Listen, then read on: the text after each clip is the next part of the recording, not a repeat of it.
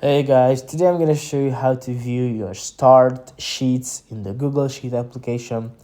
But before I do that, I wanna say one thing. Please subscribe, comment, and like our videos because it really helps us grow. Okay?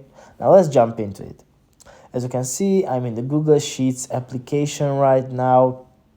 I'm signed into my freshly created brand new account, which I've created only for these videos. But let's say I have starred or favorited a few sheets, but I can't find them. How can I find only those sheets? Well, what you're gonna do is pretty simple. What you're gonna do is click on these three lines in the top left corner of your phone. Click on those. And here you have the second option called Starred.